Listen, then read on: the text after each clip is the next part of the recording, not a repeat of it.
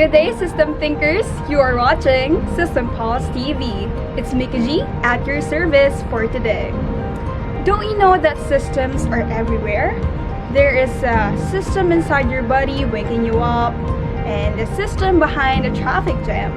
You are you, and I am me because of systems. But what do you think makes a system gain its systemness? For this topic, here's Patrick all the way from Pasig to explain us the attributes of living systems. What's up, system thinkers? Did you know that in order to determine a system, we must consider three qualities? This is in accordance to the book Thinking in Systems, a Primer by Donella Meadow. First off, it must have an interconnected set of elements, like a train wagon that makes up a fully functional train system. Second, it must be coherently organized. Remember that a train station with jumbled wagons wouldn't able to reach its destination. And speaking of destination, a system must have a main purpose or goal. Besides all of these qualities, we also have a different set of properties to consider a system as living, which we will further explain later on. But for now, back to you, Mickey. Thank you, Patrick. That is very informative. So in short, in order for a system to exist, there must be, of course, elements, interconnection between them, and purpose as to why they interact with each other. I'll get back to you, Patrick, in a few. Well, for now, let's move on to the matter at hand. Water shortage just recently affected millions of households in Metro Manila, and this is suspected to be caused by El Nino. According to Manila Water, this is partially true, but the real problem lies on the low supply and high demand of water. In light of the foregoing, for today's episode, we will feature Manila Water as a system, operating water utilities in Eastern Metro Manila. To lay the groundwork of Manila Water and explain what makes it a living system, here is Patrick back on your screen. As I mentioned earlier, we have a different set of properties to consider a system as living. But before all of that, let's have a quick rundown of what is Manila Water. Manila Water came into being to address water problems in the east zone of Metro Manila in 1997.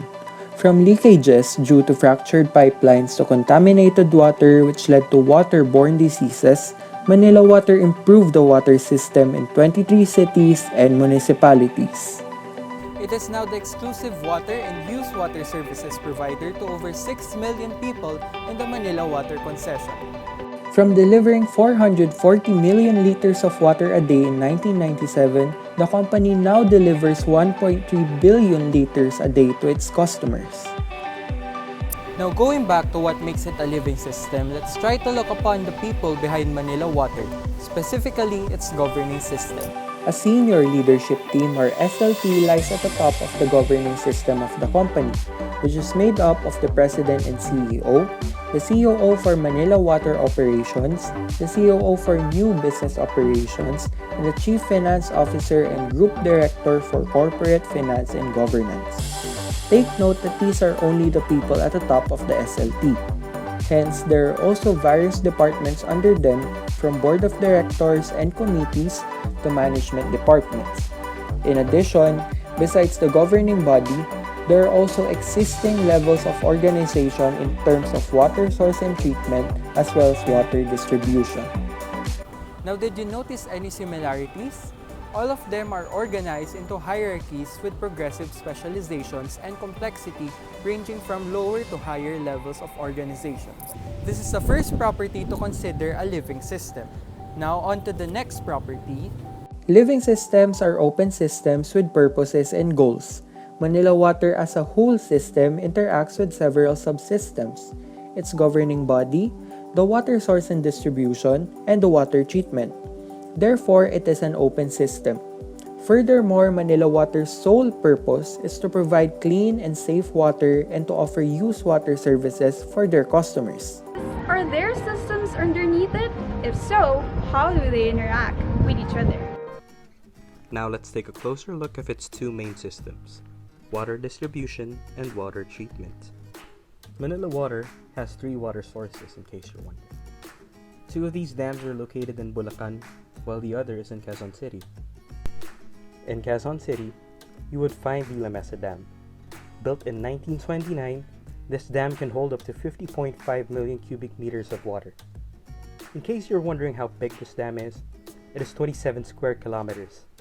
At maximum capacity, it could supply water to Manila for 19 days. 7.5 kilometers away, you would find the third dam that supplies water to Manila Water. In January 1984, Ipo Dam's construction was completed. With a land area of 6,000 hectares, it is capable of holding up to 7.5 billion cubic meters of water. One of Ipo Dam's main functions is to serve as a diversion dam to bring water from Angat and Ipo rivers into tunnels that go to La Mesa Reservoir and Ballarat filtration.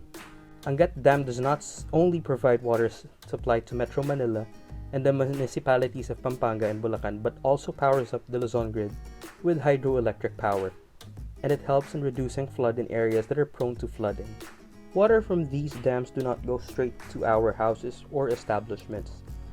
The water has to go through certain processes before it's considered safe to drink or to use. Manila Water has 3 treatment facilities.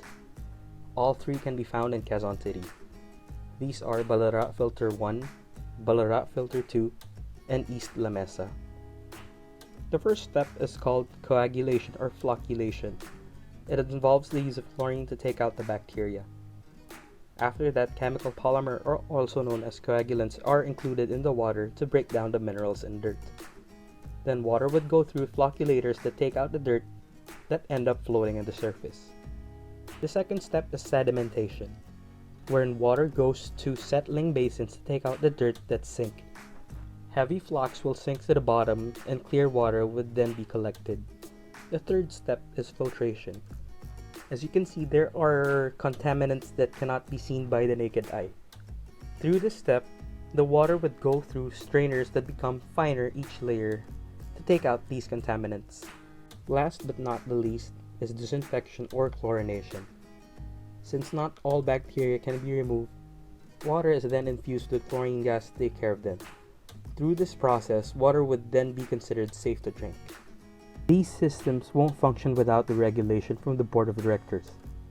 Water treatment is a prerequisite of water distribution system. Without the former system, we will have water but not potable. Well, thank you, Anton. For now, let's get back to Patrick to ask, how is this system sustained? It was mentioned that these systems are man-made. Thus, is there a chance that they interact with the physical world?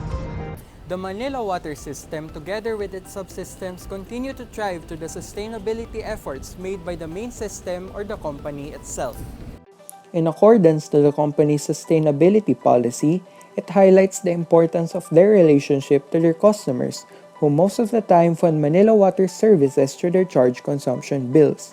Employees, on the other hand, are also given importance, for a reason that these people are the reason why the system is functioning. Without manpower, the system would not be able to operate at all. Health and safety standards are also ensured in accordance to the published laws. This is done not only to sustain their credibility as a water company, but also to maintain the trust of their own customers. Lastly, the most important among all, the presence of water. To sustain this naturally made resource is to sustain the whole system. Water comes from nature and not from man. Manila Water intends to quote-unquote develop, promote, and implement programs that would nurture, protect, and conserve our natural resources as a way to give back and sustain the consumed resources. To conclude, if a system ceases to exist, it will greatly affect the physical world around it. Hence, sustainability efforts must be made for it to continue to thrive. In addition, since the demand comes from us consumer, we must recognize our big role in this system.